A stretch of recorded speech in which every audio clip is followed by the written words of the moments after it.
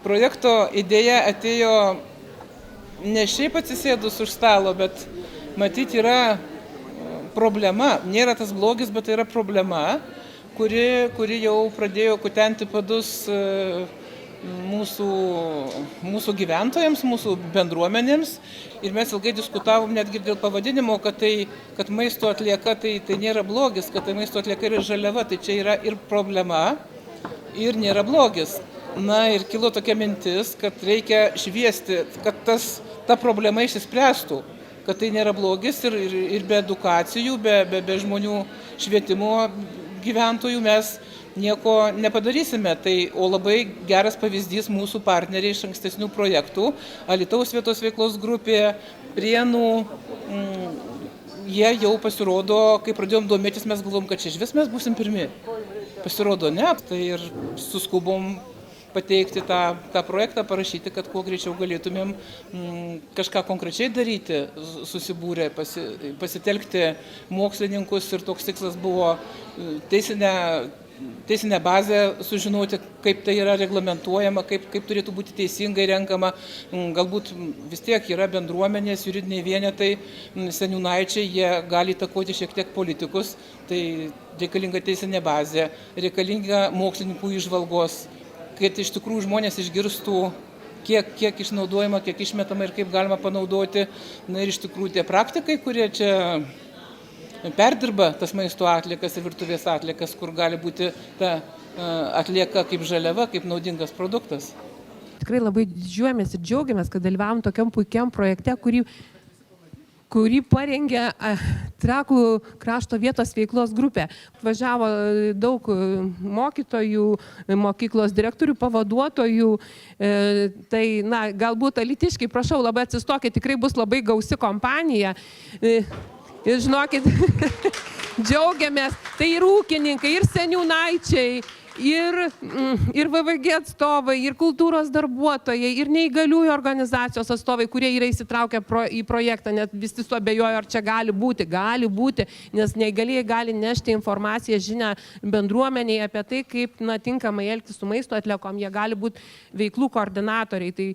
Tai tikrai visiems labai ačiū, ko nepristačiau, nepykit. Tai tiek mūsų dalyvių. Mes irgi labai džiaugiamės, kad mus pakvietė Alvyda dalyvauti šitam projekte, ir mumis pasitikė kaip partneriais. O šitas projektas iš tikrųjų irgi yra labai geras, kadangi tai yra šių dienų aktualijos, tvarkyti maisto atliekas ir taip toliau. Tai daug nekalbant, džiaugiuosi labai ir labai dėkoju. Ir tikiuosi, kad gana sėkmingai mes įgyvendinsim ir šitą teritorinį projektą. Seniūnai atvažiavę, bendruomenių pirmininkai, pasirodykit. Tai dar kartą dėkoju ir linkiu geros konferencijos, nes iš tikrųjų tai yra labai naudinga tema. Esam iš Elektrėnų, esam 2 partneriai, miesto ir savivaldybės vietos veiklos grupės. Ir kartu su mumis atvyko ir jaunimas, ir savivaldybės, ir komunalinio atstovai, ir vaikų dienos centrų. Tiesiog didelė grupė, galit irgi atsistoti, pasirodyti, nematau visur išsibarstę. Mes su Trakais irgi dalyvaujam turbūt 2 projekte bendrame, irgi labai džiaugiamės, kad mus pakviečia, kad dalyvaujam ir tikėsimės gero rezultato ir gražios konferencijos šiandien visiems. Ačiū.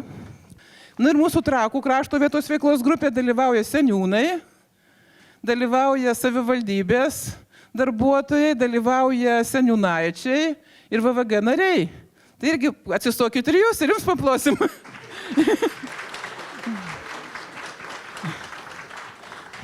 Pats savaime maisto atliekos jos turi atsirasti. Mes nenaudojam bulvės tokios, kokią išsikasim, ar ne? Didžiausia problema, kad didysis maisto atliekų kiekis susidaro šeimoje, namuose. Nes mes kalbam, kaip sutvarkyti kavinės, restoranus, viešą maitinimą, kaip susitvarkyti gamybą, ar ne? Tačiau didžiausias kiekis susikuria maisto atliekų namuose.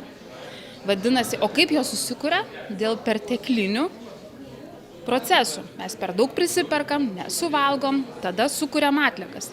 Kad maistas būtų pagamintas, jis praėjo daugybę etapų ir jis jau sukūrė tam tikrą kiekį taršos. Tai didžiausia šventė būtų vertinti tai ir sunaudoti maksimaliai kiek įmanoma, nes jau atlieka, jau problema. Pirmas žingsnis, kaip nesukurti problemos. Jeigu jau atsirado, tada spręskim, ką teisingiau padaryti su tą atlieką, ar ne? Tai va, bet pirmas žingsnis būtų susimažinti, kuo mažiau, kad tų atliekų nebūtų. Aš manau, kad maisto rūšiavimas, maisto atlieka, tai yra, negali pasakyti, kad gėris, tai yra jau, visą tai, kas lieka po mūsų. Šis projektas gimė visiškai netikėtai, nes kadangi esu vietos veiklos grupės valdybos narys deleguotas, tai kalbantis valdyboje su kolegomis, kadangi pats buvau praėjusioje kadencijoje Alytaus miesto tarybos narys, teko su kolega tarybos nariu Andriumi Juču šių klausimų gan nemažai padirbėti Alytuje, išgirdus darželių problemas, išgirdus įmonių problemos, kur visą tai padėti, kas liko po vaikučių suvartojimo maisto atliekų. Šie metai yra tiesiog paskutiniai prieš startą. Tai kada tas pereinamasis laikotarpis prasidėjo, gal nėra tokio aiškaus laiko, nes jau tos iniciatyvos ir skatinimas savivaldybių yra prasidėjęs anksčiau. Parama jau skiriama nuo 16 metų. Konteineriai įsigijami, kai kuriuose savivaldybėse jau tas surinkimas veikia, skiriamas taip pat finansavimas ne tik surinkimui, bet ir pačių biologinių atliekų apdorojimo įrenginių atnaujinimui. O nuo 24 metų tiesiog jau tas taps ne iniciatyva, o pareiga ir savivaldybės kiek įmanoma geriau turės aprūpinti gyventojus rūšiuojamojo surinkimo infrastruktūrą. Ir be abejo, ten, kur turėti tokią atskirą paslaugą nėra efektyvu ekonominiu požiūriu, tai prievolės griežtos tikrai nebus. Mes ir dabar esam nustatę ribą, nuo kurios privalomai turi būti organizuojamas atskiras maisto surinkimas, tai yra gyvenvietėse nuo 2000 gyventojų. Tai savivaldybės atitinkamai dabar ir planuojasi tas teritorijas, tas gyvenvietės, miestus, kaip patogiau tą infrastruktūrą išdėlioti.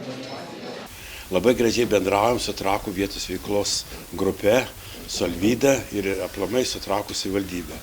Atliepdami į šį projektą, gamtosauginį projektą, pas mus paprašė, ar galėtumėt pagaminti kompostinės dėžės kompostų. Tai šiuo metu mes čia Trakų neįgaliųjų užimtumo centre daro, darbams vadovauja meistrė Rūta, dirba visi, ir Žilvinas, ir Tomukas, vykdomas šitas procesas ir iš atskirų elementų sujungiamas bendra kompostinė dėžė, kurią išvežiojam per Elektrėnų ir Trakų pagrindinai mokyklas.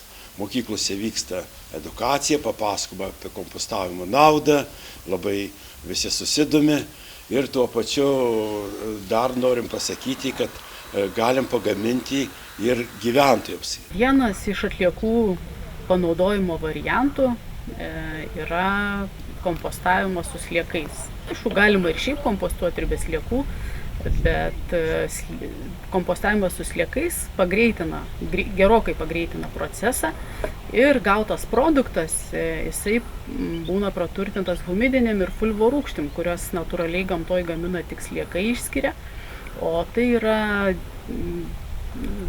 didelė, kaip sakyt, bomba ir vitaminų, ir augimo stimuliatorių, pavyzdžiui, taip pat tai yra skatina dirvožemio jaurėjimą, kad juodžemis, ta prasme dirvožemis taptų panašesnis į juodžemį. Tai tokiu būdu galima panaudoti praktiškai visas maisto atliekas augalinės kilmės. Kompostavimui su sliekais tinka daržovių atliekos, vaisių atliekos, tarkim kažkokie sausi lapai nukritę rudeniniai, ar ten žolė pjaunama, šienas, šiaudai, viskas, kas yra augalinės kilmės. Kas nerekomenduojama dėti į kompostavimą su sliekais, tai yra baltyminiai produktai, tai pavyzdžiui mėsa, žuvis, pieno produktai, nes jie gali, kaip sakyti, būti priežastis tokių dalykų kaip salmoneliozė, ta prasme, užkrėsti dirvožėmį salmonelėm, gali sukelti nemalonų kvapą kompostiniai ar nebeirdamos tos baltyminės medžiagos. Gali pritraukti musių, kurios vėlgi platina ligas, gali pritraukti graužikų, pavyzdžiui, pelių, žiurkių, kurios vėlgi platina ir šitą ir ligas, ir taip pat pasibaigus tai pačiai mėsai, tarkim, gali tos pačios žiurkės ar sliekai ar pelės pereiti prie sliekų ir pamažinti gerokai jų populiaciją kompostiniai. Todėl tokius dalykus jau geriau, kaip sakant, jeigu turit, atiduokit augintiniui, jeigu neturit, meskit į kažkokį kitą organinių atliekų utilizavimo vietą, bet su sliekais geriau šito nenaudoti. Bet vėlgi, jeigu, tarkim, kad ir supelijo ten sužiūvo duonos gabalėlis, ar liko ten koks šaukštas košės, ar nedrąsiai šitą dalyką gali dėti į kompostinę ir sliekai pilnai sutvarkys šitą dalyką. Kokia nauda yra šito projekto? Iš tikrųjų, jau mes prieš tai pradėjom nuo antrinių žaliavų, parašė bendruomenė projektą ir pradėjom nuo antrinių žaliavų, kad jas reikia panaudoti, taupyti ir laikytis tvarumo. Na ir sekantis projektas, tai yra maisto, kad jo neišmest, kuo daugiau panaudot, tai yra liofilizavimas, tai yra šaldymas, tai yra kiti visi būdai. Vėlgi kita bendruomenė, tai Veverių krašto bendruomenė, taip pat pateikė vietos veiklos grupiai paraišką ir įsigijo įrangą, kur dabar žmonės kiekvieną ketvirtadienį iš tikrųjų nešasi savo produkciją ir tai liofilizuoja, tai šaldo, tai dar kažką tai daro. Aliejų spaudžia iš savo atsinešusių, ar riešutų, ar sėmenų nusiperka, kad būtų šviežias. Na ir toliau iš tikrųjų skatinsim visuomenę, tiek verslo atstovus, prašysim pagalbos, nes projektai tai vis tiek jie turi būti kažkiek tai kofinansuojami. Bendruomenės narius, valdžią, kad skatinti maisto atliekų, ypač maisto atliekų panaudojimą. Kadangi šitam projekte dalyvavo bendruomenės ir mokiniai dalyvavo, tai aš manau, kad bendruomenės tikrai skatins savo narius, mokiniai savo tėvus, kaip rūšiuoti maisto atliekas ir ką su jom toliau daryti. Ir kaip matėt pranešimuose, tiek Balbieriškio direktorius, tiek kita mokiniai dalyvavo, jau jie iš tikrųjų turi supratimą, kad reikia maisto atliekas rūšiuoti, kadangi jiems yra pateiktos ir iš tikrųjų atvežtos kompostinės, jie yra, edukacija vyko, apmokyti, na ir aš manau, kad šitaip ir sklis informacija. Kai Trakų vietos veiklos grupė pakvietė mus dalyvauti projekte, susėdome pagalvoti, nuo ko visą tai galime pradėti. Ir kadangi mūsų vietos veiklos grupė turi 4 vaikų dienos centrus, tai pati mintis pirmiausia ir kilo, gal pradėkime nuo jaunimo, nuo vaikų, kur yra pati pradžia, kur rūšiavimas ir prasideda nuo tos edukacijos, nuo tos pirmos minties, o kaip visą tai daryti. Ir pirmiausia galvojame, kokiu formatu, kaip tai viskas turėtų vykti ir pamanėme, kad visos tos edukacijos, pasigaminti kompostinę, sukonstruoti kartu su vaikais, prisiliesti prie to medžio, kaip viskas vyksta, kaip gręžiama, kaip kalama, kaip dėliojama ir kas į tai dedama ir kaip viskas rūšiuojama ir kas toliau vyksta toje kompostinėje, padaryti viską su vaikais. Ir vaikai iš tikrųjų labai noriai įsijungė šitą veiklą, tik būtent šito projekto dėka mes gavome tokią informaciją, kad visgi jaunimas nežino, kaip visą tai turi vykti, kas yra rūšiavimas, kaip teisingai reikia rūšiuoti, kas yra kompostinė, kas yra tas kompostavimas ir kaip viskas vyksta ir kur tą kompostą dėti.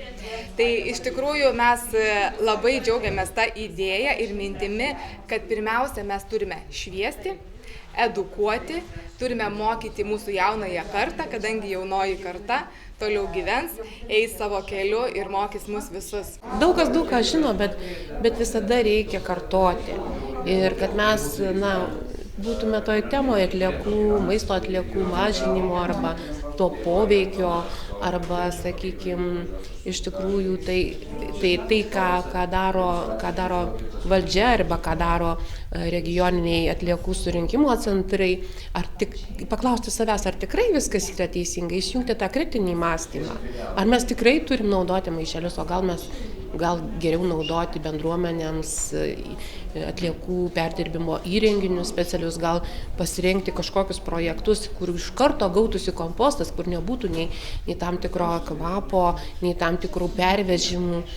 Nes tikrai, jeigu paskaičiuotum, tai greičiausiai tai būtų didesni kaštai surinkimo, negu kad jeigu kiekvienas kaimas ar ten bendruomenė turėtų savo atliekų perdirbimo įrenginius. Tai būtų labai normalu, naujoviška, modernu ir labai strategiškai į priekį žiūrėti. Daug buvo teorijos, kurios mes kaip ir žinojom ir dar kartą pasikartojom, ir kas mums šiam projektui labai patiko, kad į atliekų rūšiavimą buvo pažiūrėta labai skirtingais aspektais, tiek ekologiniu aspektu, tiek kaip verslo idėjos, vystymo aspektu.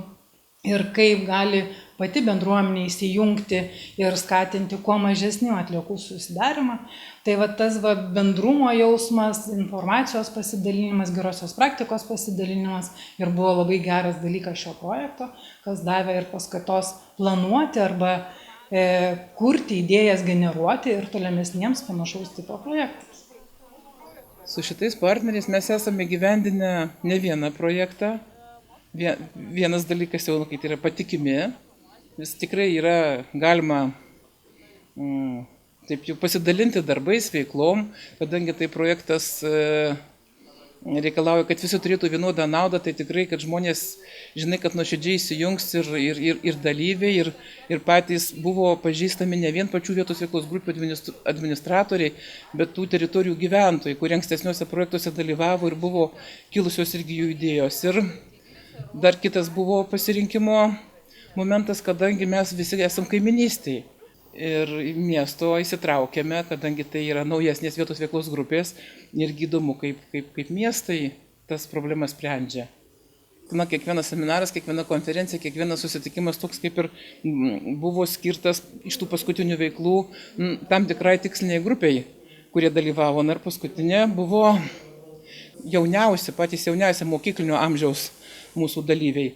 Tai jie labai aktyviai patys gamino kompostines, mokėsi rūšiuoti, buvo jiems organizuojamos edukacijos, jie ten žaidimų formą, kitom formom bandė ir kompostuoti. Ir buvo tiesiog įdomu išgirsti jų nuomonę, tokio kaip norėjusi grįžtamojo ryšio. Ir tos konferencijos metu pamatėm, kad tas grįžtamasis ryšys yra. Ir labai džiugu, kad tai irgi, suaugę taip, jie čia sąmoningi ir taip toliau, bet kada jaunimas taip aktyviai imtųsi ir pranešimus ruoštų ir rimtai atsižvelgia į mūsų šitą projektą ir tikim, kad tas tęstinumas ir jie galbūt dar išradingiau sugalvos, kaip rūšiuoti virtuvės atliekas. Dar įdomiau, kad nebūtų tai rutina.